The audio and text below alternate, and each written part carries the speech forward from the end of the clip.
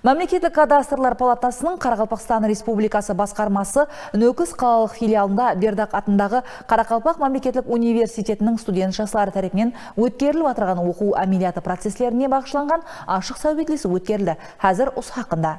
Ұшырасуда Бердақ атындағы Қарақалпақ мемлекеттік университетінің профессор-оқытушылары, мемлекеттік кадастрлар палатасы, Қарақалпақстан Республикасы басқармасы жауапкер қызметкерлері һәм әмелиятчы студенттер қатынасты. Іләж дауамында студенттерге жаратылып отырған шараятлар, әмели сабақтардың мазмұны һәм сапасы, тарауда қолданылып отырған заманауи техника һәм бағдарламалардың пайдалану процесслері хақында сөз болды. Сондай-ақ оқушылар тарапынан әмелият процесінің нәтижелігін арттыру, теориялық білімдерді әмели көнекпелермен бекемдеу бойынша пікір ұсыныстар білдіріліп, өздерінің қызықтырған сұрауларымен мұражат етті. Bundan soң әмели процесте қанегелер тарапынан жер ресурсларынан ақылға оғырас пайдалану, көшпес мүлік объектілерін есапқа алу һәм тарауға байланысты салыстыру процесстері хақында толық малуматтар берілді.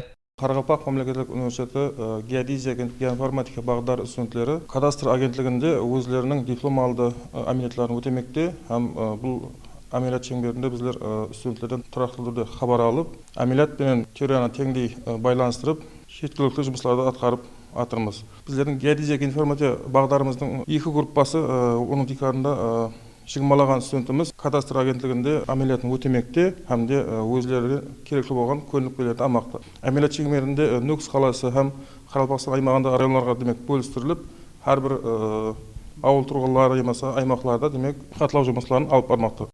Бұл іләж мемлекеттік шөкемдер һәм жоғары білімдендіру мекемелері арасындағы бірге істесуді бұндан былайда бекемдеу, маман кадрларды даярлау һәм мемлекетімізде кадастр системасын бұндан былайда жетілдіру жолында ахметлі қадам болып қызмет етті.